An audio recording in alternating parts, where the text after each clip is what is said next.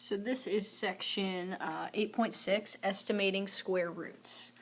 Okay, so the first thing here is irrational numbers. So basically what that is it's a number with a decimal that doesn't terminate or repeat. So it's just a number that just keeps going on and on and on and on and on, and it's never going to repeat. Okay, so an example of that would be square root of 2. Because if you did square root of 2 on your calculator, you're going to get a decimal like this, and it's just going to keep going on and on and on and on and on, and it's never going to repeat itself. Okay, we call those irrational numbers. So what we're going to do here is they're going to give us a bunch of numbers that when we take the square root of them, they don't come out nice. So what they're going to ask us to do is estimate. Okay, so how we estimate a square root is basically we take our number under the square root, and we want to figure out which perfect squares that's in between. Okay, so if we're thinking about our perfect squares, we got a list of them here. So we got 1, 4, 9, 16, 25, 36, 49, 64, 81, 100, 121, 144, 169, 196, and 225. That takes us all the way up to 15. If you want to put more down, you can. It's kind of up to you. Okay, so for 48 here, basically we want to look at our list and we want to figure out where 48 is in between. So if I'm looking through my numbers here, 48 would be between 36 and 49. Because if I'm, got my list going here, say I've got 25 and 36, 49, 64, and then it keeps going from there. Okay, so I know 48 is in between 36 and 49. So then what I want to do to figure out which one it's closest to is I want to subtract those values. So I want to take 49 minus my 48, which would tell me that 49 is 1 away from 48 when I subtract them. And then I also want to figure out how far it is away from 36. So if I did 48 minus 36, I get 12. So since 1 is closer than 12 is, this one is my better one. So the number that we're actually going to use there is 49. Now my answer isn't 49 because if I took square root of 48, that's going to be nowhere close to 49. What it's actually going to be close to is the square root of 49, which would be 7. So my answer for this would be approximately equal to 7. Okay? And if I actually did it on my calculator, second square root 48, that would be 6.9, and then, a bunch of decimals, to which would be rounded up to would be to 7, right? So when you're on your test, you'll just want to show something like this and show that it's closest to 7. Okay, so now the next one here, square root of 200. Again, we want to go down our list and figure out what 200 is in between. So 200 would be in between 196 and 225. So kind of doing my list here, I got numbers going this way. I got 196 and 225. And then the numbers going that way. So 200 is in between there. So then I want to check which one it's closest to, and I can do that by subtracting. So if I did 200 minus 196, I get 4. And if I do 225 minus 200, I get 25. So it's closer to 196. So I want to use that, so I want to do square root of 196, which I know based on my chart here is 14. So my square root would be approximately equal to 14. And if I did it on my calculator to check it, second square root 200, 14.14, which would round to 14. Okay, so when you get to the test, because obviously you can just plug it in your calculator, I'll make you show these different things to show to me that you know how to do this and you're not just plugging it into your calculator and saying, oh, it's about 7 or oh, it's about 14. You'll have to show me that it's in between two other perfect squares and kind of do this workout just like I did here. Okay. Now, the second example here is finding an exact square root. Now, I'm not going to make you do this on the test, but I do want to show it to you just in case it comes up on like your standardized test, which would be like map tests or Iowa assessments. So I just kind of want to show you how to do this just in case it ever comes up. So what we would do here, so square root of 48, which is the same thing as we had up here. We know it's approximately equal to 7. We know it doesn't come out nice. But what we can do is we can do kind of what we were doing on the last section where we break it into, so like 48, and break it into perfect squares. So if I kind of go through my perfect squares there, I know 48 will break into 16 times 3, and I know 16 is a perfect square. And with these, you'll only have one perfect square as compared to 2 that we had on the notes from 8.5. That broke into 2 perfect squares, where this is only going to break into 1 perfect square and then just one other number. Okay, so 16 and 3.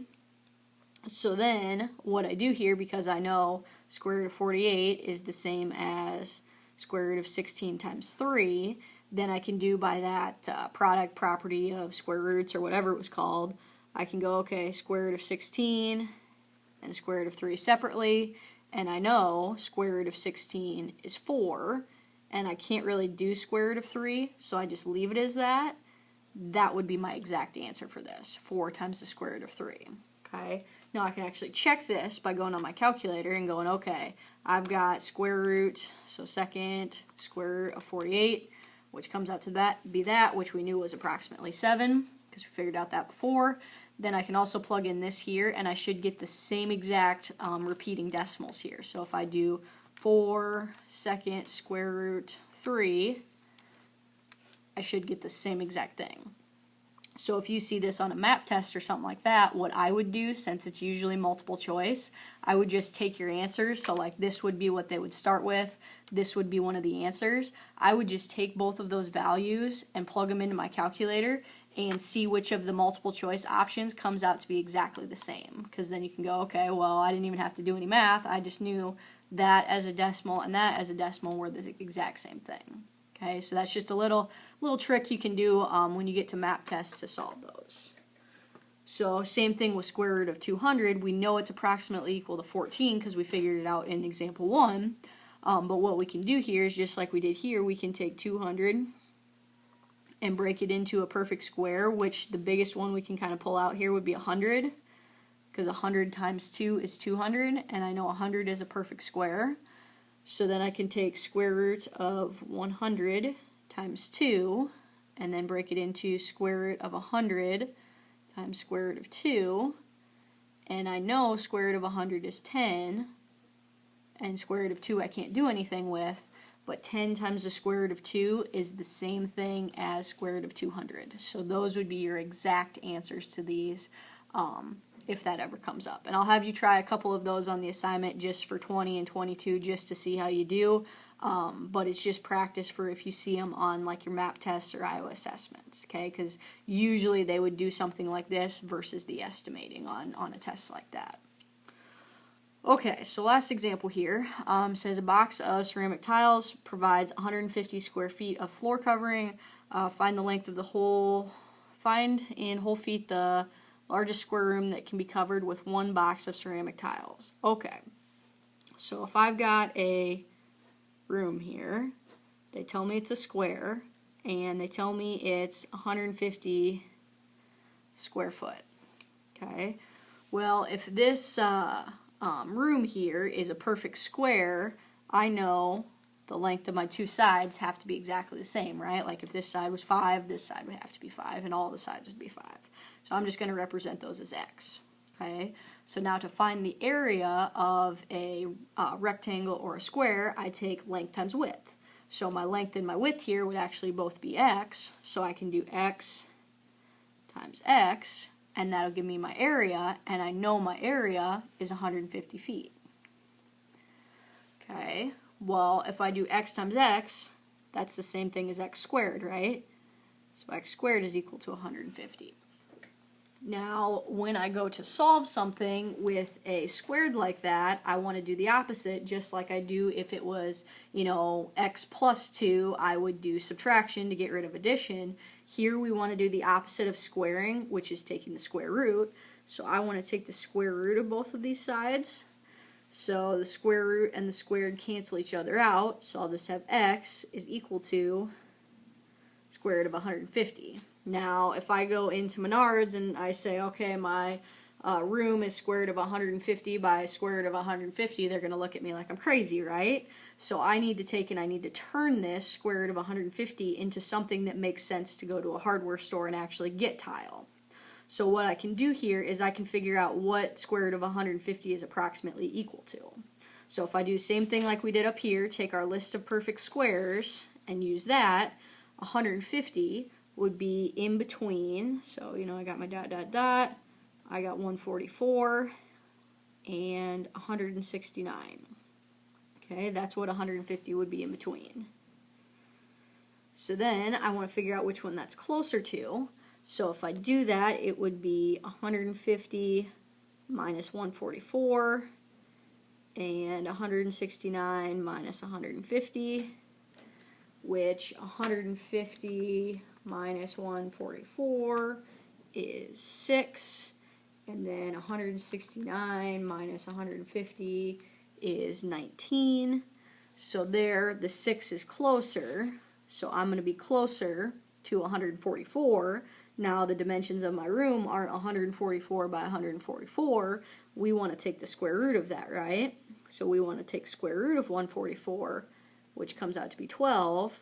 So the approximate length of our room is 12, and we're measured in square feet, so 12 feet. So now if I go into Menards and say, okay, my room is 12 foot by 12 foot, they're going to be a lot more understanding than if I say it's square root of 150 by a square root of 150, because that doesn't make sense to the people at Menards. Okay? Okay, so here's your book page.